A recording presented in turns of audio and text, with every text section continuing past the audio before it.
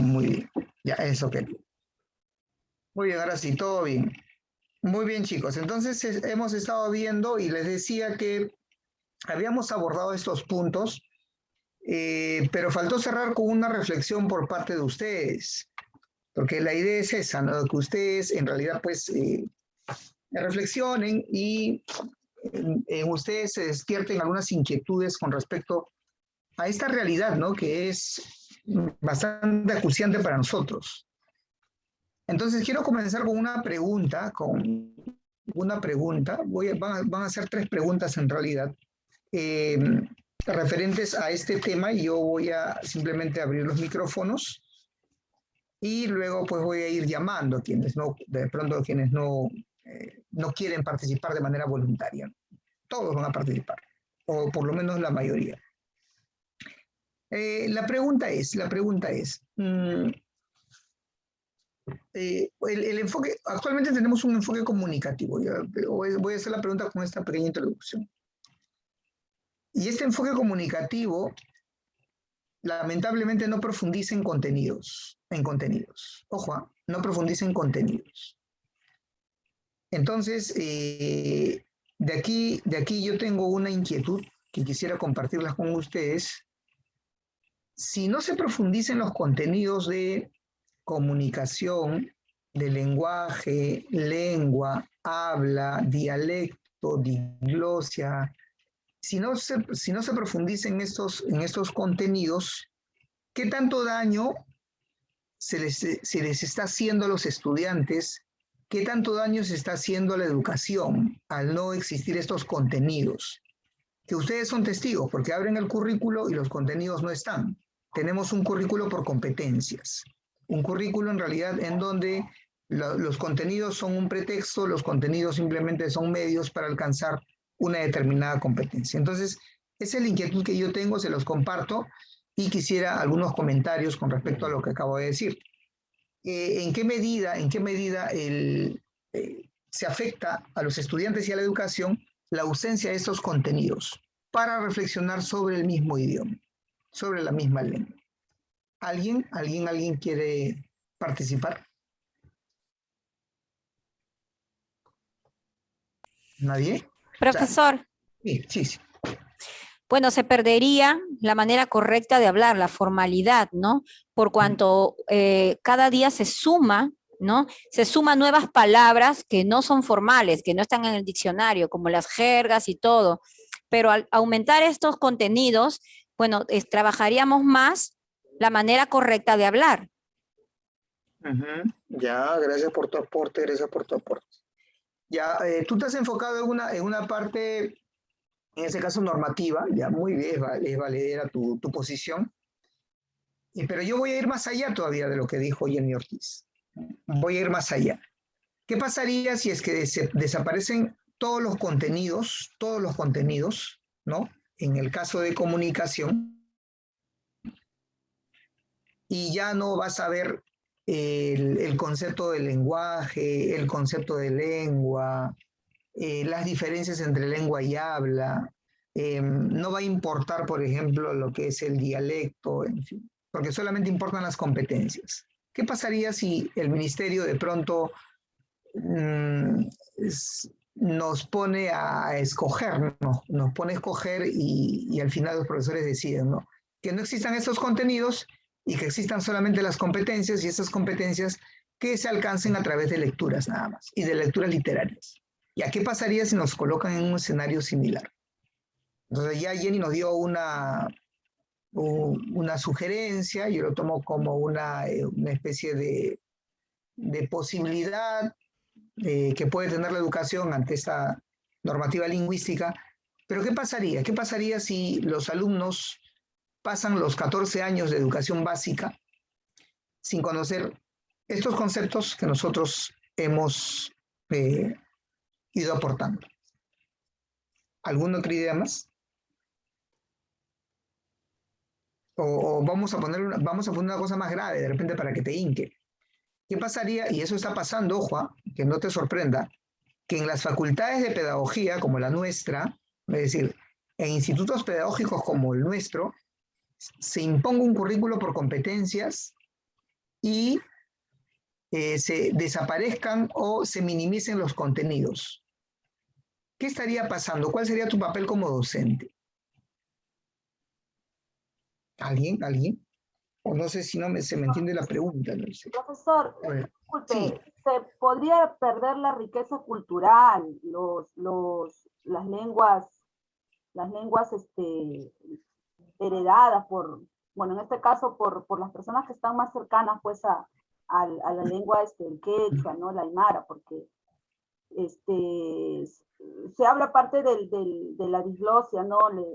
Y los idiomas que usted ha hablado en la lingüística. Entonces, debería de, bueno, en este caso, si usted no ya se quitaría de lo que es la currícula o lo que el ministerio nos indica, entonces se perdería todo esa herencia, profesor, ¿no? De la lengua. Ya, muy bien, muy bien. Gracias, Maribel. ¿Alguien Profesor, más? Sí. profesor, disculpe. Yo creo que lo que usted acaba de mencionar son los conocimientos previos, ¿cierto? No, Y no, ojo, los conocimientos previos no, conocimiento, quítale el adjetivo de previos, conocimientos en general.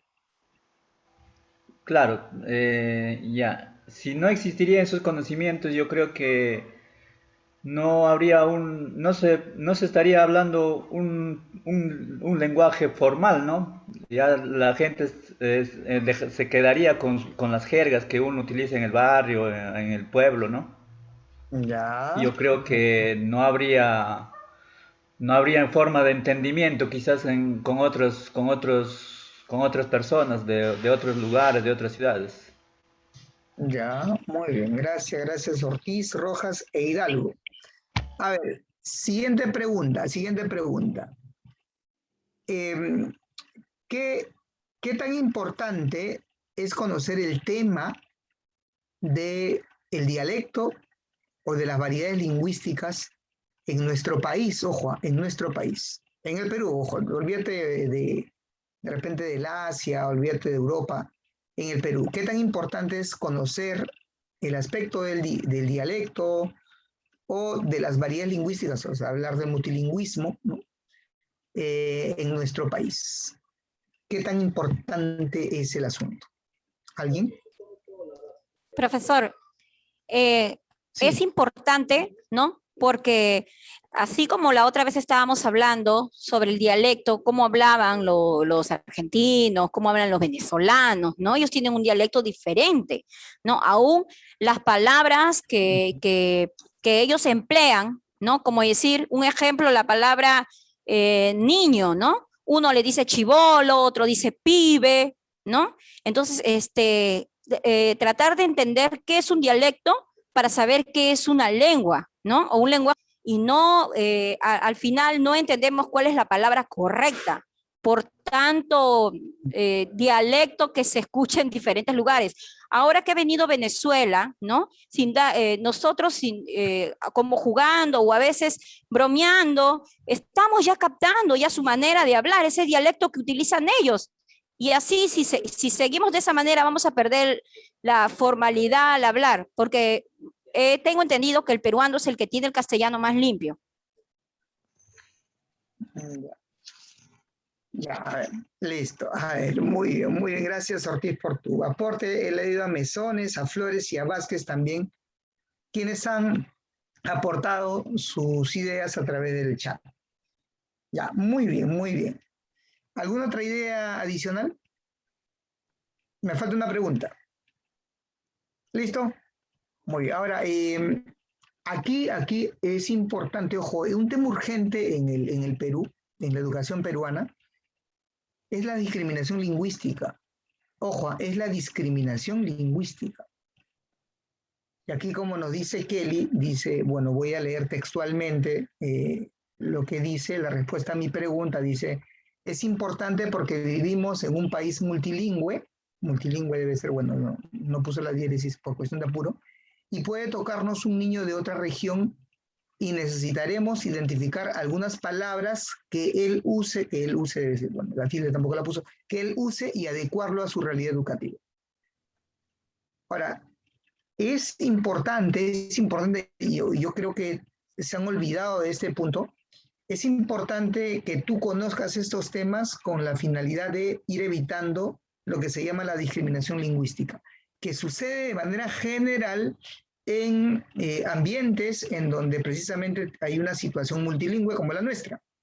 O sea, ¿cuántas veces, seguramente tú que tienes varios años como maestra, te ha tocado recibir a un estudiante que sus papás hablan quechua de repente?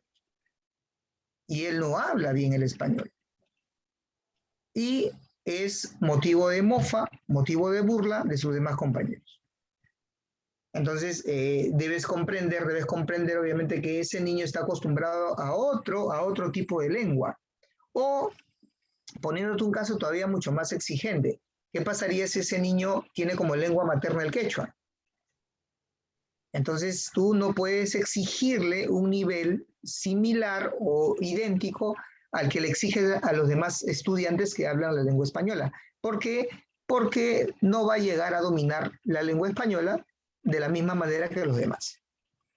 O sea, tienes que tomar en cuenta, hay un fenómeno lingüístico que se llama interlecto. El interlecto es la perturbación de la lengua materna sobre la segunda lengua. Es decir, tú no puedes hablar perfectamente una lengua adquirida. Una lengua adquirida. Por ejemplo, si tú aprendes inglés, o aprendes holandés, o aprendes de pronto ruso, no lo vas a hablar perfectamente como habla un nativo. Ah, sí. ¿Por qué? Porque obviamente hay una afectación. Esa afectación, repito, se llama interlengua o interlecto. Así que es importante conocer estos puntos. Ahora dice, bueno, Huerta no dice, porque no logra dominar el español, claro, no hay un dominio en español. Ya, Evelyn nos comenta, dice, fui al banco y escuché a una señora hablar en quechua, ella quería hacer un trámite y la retiraron porque no la entendía. Por ejemplo, ese es uno de los puntos también, y precisamente mi pregunta iba por allí, la última pregunta, pero ese es un punto que se ha puesto nuevamente en el tapete, ¿no? El asunto del quechua. Y esa es mi última pregunta, que está contextualizada a la realidad. ¿Qué opinión tienes sobre estas intervenciones casi permanentes del primer ministro Guido Bellido en la lengua quechua, en su lengua materna, ¿no? En su lengua materna, no olvidemos. Entonces, ¿qué opinión tienes? ¿Qué te parece? ¿Que solamente debe hablar quechua en los lugares donde se hablen esa lengua? ¿Que debe hablar quechua así como lo hace frente a los periodistas y los periodistas deben exigirse en aprender quechua? ¿Qué opinas sobre esta nueva realidad que nos hace comentar este nuevo gobierno? Profesor, ¿Alguien? Sí, profesor. sí. Ya, Vale. mire, de mi punto de vista, podemos verlo de dos maneras distintas. La primera, que es una forma de llamar la atención, ¿no? ¿No? De decir, ¿sabes qué? Estoy que hablo porque hay que ver también la coyuntura política, ¿no? A él también lo presiona, a él también tiene un grupo que no le cae bien, vamos a decir así. Entonces, una manera de decirle por si acaso, ¿no? Entonces, quiere decirle otra cosa, y qué mejor manera si tengo este idioma y se lo lanzo, ¿no? Porque inclusive ahora les están exigiendo que tienen que traducirlo. O sea, lo dicen, pero cuando lo traducen. Y cuando lo traducen, ¿ya? Lo dicen de una forma muy breve, que yo podría pensar que están de alguna manera parafraseando lo que han dicho, o cambian lo que han dicho, ¿no? Hasta que se averigüen cómo se dijeron. Inclusive, la persona que está haciendo las transmisiones y está haciendo a través de señas, cuando comienzan a hablar en quechua, se queda mano atrás, porque tampoco conoce, ¿no? Entonces, para mí puede ser eso, una forma de llamar la atención. Y la segunda es que, miren, necesitamos potenciar, porque de alguna manera están hablando, ¿no? Un presidente que es de provincia, que las provincias, que por ahí hablan, ¿no? El enfrentamiento de la provincia contra la capital, ¿no? Entonces, ahí, por ejemplo, dicen, hay que darle fuerza, ¿no? Con ciudadanos o paisanos, de otra forma de decirles, ¿saben qué? Acá estamos también en el Congreso, ahora hemos comenzado una nueva época, ¿no? Donde el pecho lo vamos a hablar en diferentes espacios. Eso sería mi aporte, profe. Ya, muy bien, López, muy bien. Muy bien. ¿Alguien más? ¿Alguien más? Listo, a ver, aquí tenemos algunas intervenciones adicionales. A ver, Rosalín, Mesones, Se está dando ampliamente por parte del político mencionado, necesitamos fomentar el uso y el aprendizaje para que no se pierda la riqueza cultural. Ya, Huerta no dice, por una sede en mi caso, yo voy al lugar donde el quechua y el español igual no se pararía. Claro, mira, Rosalín pone aquí una situación inversa, ¿no? Invertida, ¿no? Dice, claro, dice, ¿qué pasaría, no? Si voy a un lugar, ¿no? Dice Rosalín, donde se abre la aymara y el quechua, mayoritariamente. Y yo, que hablo español, dice Rosalín, ¿no? ¿Qué pasaría si voy a una institución, ¿no? A solicitar, pues, un determinado trámite? Porque lo exige el derecho. ¿Qué pasaría? Pregunta Rosalín, ¿también me separaría? Claro, ¿me separaría? Entonces, claro, ¿no? ¿Por qué separan a esa señora que es quechua hablante, que está frente a la ventanilla? Ahora, no sé qué tan grave me parece esa separación, ¿no? De repente ha sido llevada de repente a otro sitio para buscar un intérprete, no sé. Ahí habría que tener cuidado. Pero bueno, son en realidad temas que nos deben hacer reflexionar, chicos. Nos deben hacer reflexionar, pero lamentablemente pues estamos más centrados en las competencias, ¿no? En se comunica oralmente, en su lengua materna, lee diversos tipos de textos, escribe, y nuestro mundo en educación prácticamente pues se agota allí. Se agota en esa consecución permanente de las competencias y pocas veces tenemos estos espacios para la reflexión, que son importantes como docentes, porque tenemos lamentablemente pues otra vez reitero y satanizo este currículo por competencias cuando no se sabe utilizar de forma adecuada, ¿no? Nos quitan los contenidos. ¿Qué vas a enseñar? En realidad pues vas a estar menospreciado, ¿no? Porque solamente vas a ser un facilitador y mediador. A ver, y termino con, a ver, Flores Silva nos dice, educarnos, profesor, para así poder comunicarnos con las personas que no hablan español. Giraldo dice, tenemos que valorar el quechua por un señor que está aprovechando la coyuntura. El quechua, está preguntando que está aprovechando la coyuntura. Ya. Está aprovechando la coyuntura, profesor. La lengua materna sería el quechua, es una lengua del español, bueno para ellos. No, la lengua materna es la lengua que tú adquieres, la primera lengua que tú adquieres, la primera lengua. Esa es la lengua materna. Entonces, cuando hablamos, por ejemplo, de vastas zonas de Ancash, Apurímac, Puno, ¿no? Algunas partes de Puno, no todos son aymarhablantes, Cusco, ¿no? Tienen como lengua materna el quechua, no hablan español, o de pronto tienen como lengua materna el quechua y adquieren la segunda lengua, en este caso el español, como un instrumento adicional, así como ha pasado con este señor Bellido, ¿no? El señor Bellido, el primer ministro, él tiene como lengua materna el quechua, su segunda lengua, la lengua adquirida, es el español. ¿Sí? Dice, en Ancash algunos pueblos no hablan quechua, pero sí hablan un buen número, ojo. Los ancachinos hablan quechua, especialmente en la zona del Callejón de Conchucos, hablan quechua, ¿no? Gracias, bueno. Listo. Muy bien, entonces vamos a ir reforzando estos puntos que hemos visto, y precisamente voy a comenzar con este recuadro que espero que lo sepas interpretar. La pregunta es, ojo, quiero aquí tu interpretación, porque ya conoces algunos conceptos que hemos estado viendo. ¿Qué puedes colegir? ¿Qué puedes inferir de esta imagen? ¿Qué puedes inferir de esta imagen? ¿O qué puedes concluir de esta imagen? ¿Puedes extraer una conclusión de esta imagen?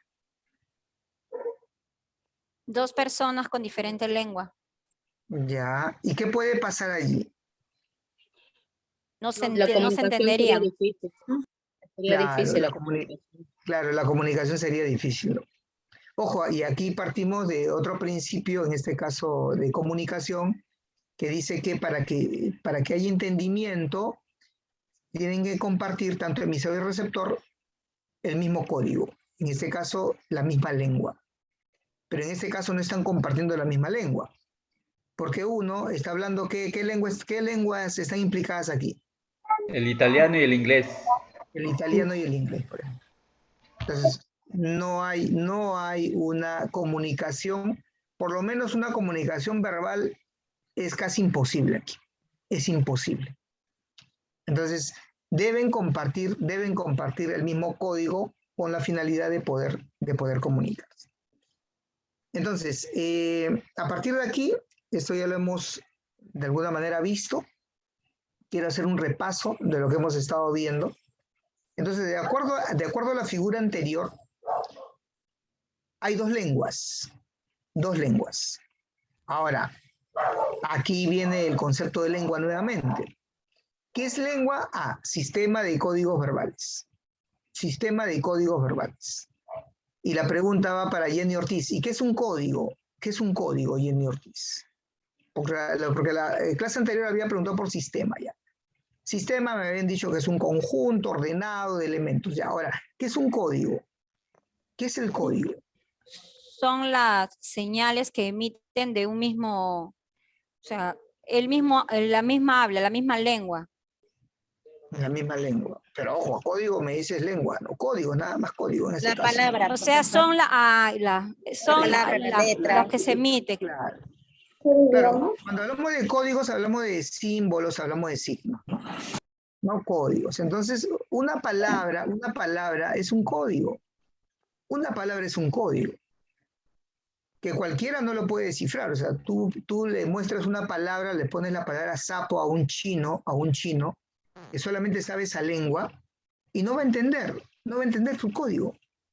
¿No? S-A-P-O. El chino no va a saber qué significa, no entiende. ¿Por qué? Porque hay que estudiar el código.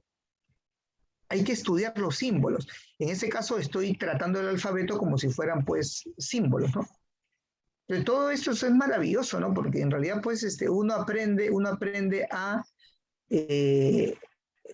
codificar, se llama codificar, a poner pues determinados mensajes a través de ciertas palabras, de ciertas letras y ciertas palabras, o sea, a través de ciertos códigos. Ahora, en el caso de la lengua es un sistema de códigos verbales que comparten, dicen los hablantes, de una misma comunidad. Entonces vamos a ver rápidamente, en el chat, todos por favor, a manera que tomo el pantallazo para la asistencia. Cada uno me va a decir el nombre de una lengua, ya en el chat. Vamos, 3, 2, 1, va. Una lengua cualquiera. Ya mesones. Ya, hasta ahora no hay coincidencia. Muy bien. Ya mesones, seminario, huertas, sudario. Ya ahí hay coincidencias, ya. Flores, pero está bien.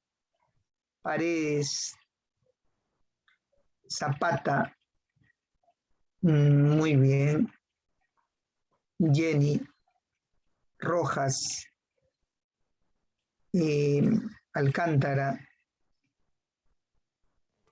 ya,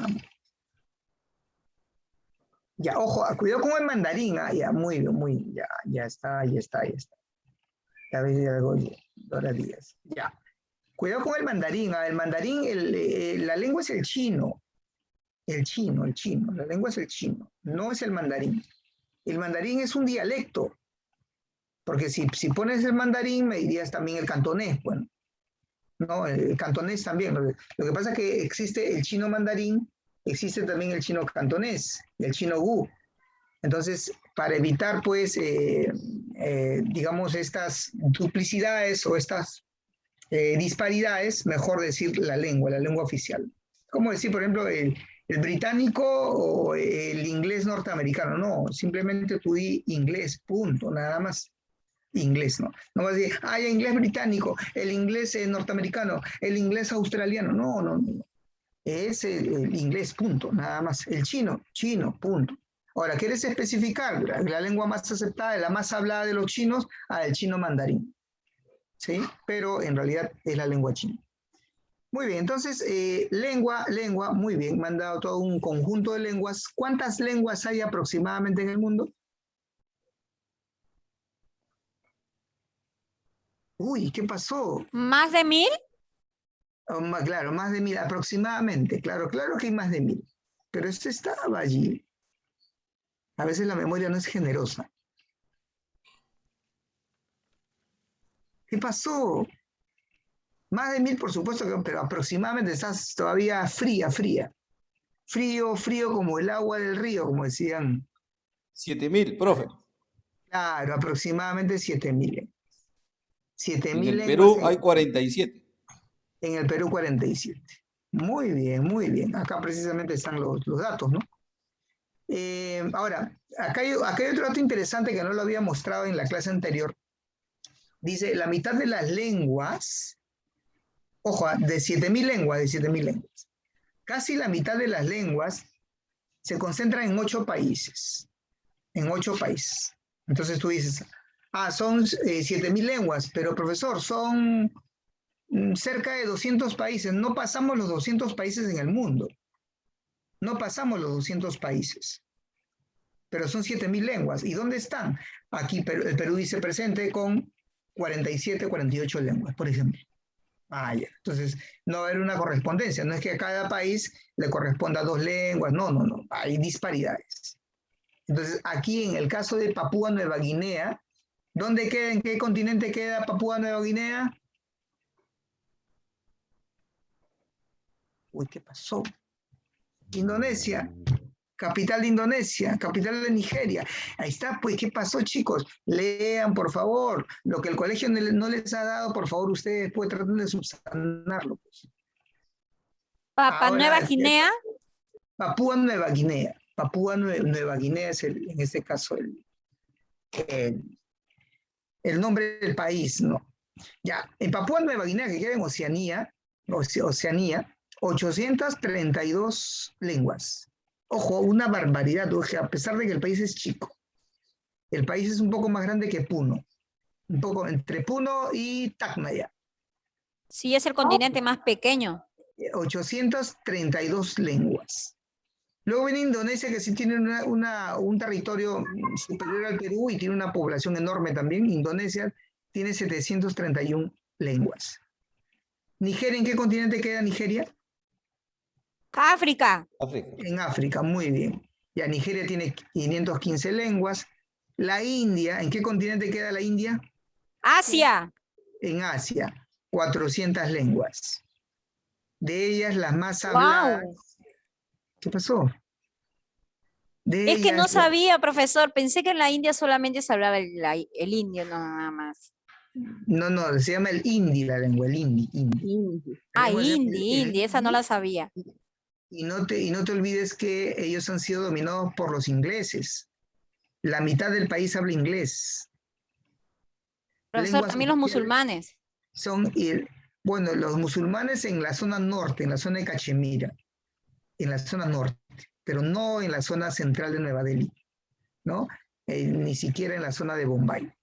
Entonces, estamos hablando de que la India alberga 400 lenguas, pero acá, sin embargo, hay un gran sin embargo, es importante recalcar que las más importantes, por no decir las oficiales, son el inglés y el hindi. El inglés y el hindi. Ustedes saben que en la India hay un centro en donde se graban las películas más taquilleras. Así como existe Hollywood en Estados Unidos, en la India, ¿qué existe? Bollywood. Existe Bollywood. Y en Bollywood, por ejemplo, en Bollywood, las películas se graban en hindi. En hindi, ¿no? O sea, es demandada el hindi, ¿no? ¿Por qué? Porque el hindi, pues, se encuentra entre las lenguas más habladas, ¿no? Y obviamente, pues, hay bastante demanda en cuanto a las películas, ¿no? En esa lengua. Sí, Rosalín Huertas, levantó la mano. Profesor, disculpe, lo que quería no sé si me escucha, ¿sí me escucha? Sí te escucho, sí. Ya. Lo que quería preguntar es, hay, por ejemplo, países que son pequeñitos y tienen demasiados. Entonces yo digo, la pregunta era, seguramente en cada pueblito, en cada ciudad hablarán diferente. Ya. Y eso pasa en el Perú, ¿no? Eso pasa en el Perú. O sea, dentro de la selva hay cerca de 43 lenguas en la selva. Ahora, el Perú no es tan grande, no es tan gigante que digamos, ¿no? y si solamente extraemos, quitamos la parte selvática, vamos a encontrar pues que estas 47 o esas 43 lenguas, perdón, quitando las restantes, están prácticamente aglutinadas en pequeñas zonas, en pequeñas comunidades. Hay lenguas que son habladas, por ejemplo, por 15 personas, 20 personas, por un pueblo de pronto, un pueblo pequeño de unas 100, 150 personas así. Ahora, si tú te vas a la sierra, estas comunidades pues prácticamente hacen como fraternidades, ¿no? Como familias aglutinadas. Así es en la selva. En la selva, es más, hay todavía zonas no contactadas en la selva, en donde uno puede decir pues que todavía faltan sumar algunas lenguas más.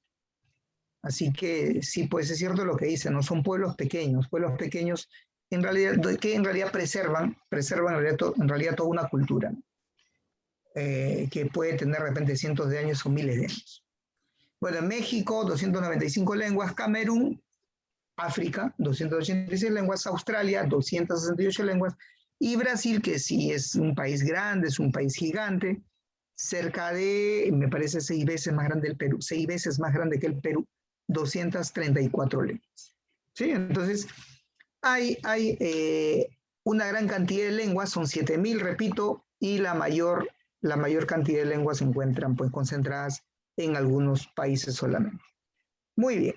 Entonces vamos a ver otro dato que también puede venir en el examen. El Perú es un país multilingüe, también ya hemos dicho por qué multilingüe, porque se habla 47 lenguas. Después de la lengua española, la más hablada es el quechua. Listo, a ver.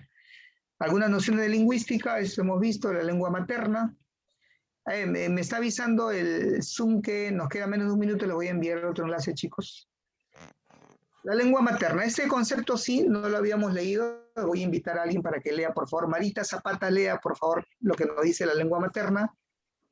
Ya, profesor. Dice, la lengua materna es la primera lengua que aprende un ser humano en su infancia y que normalmente deviene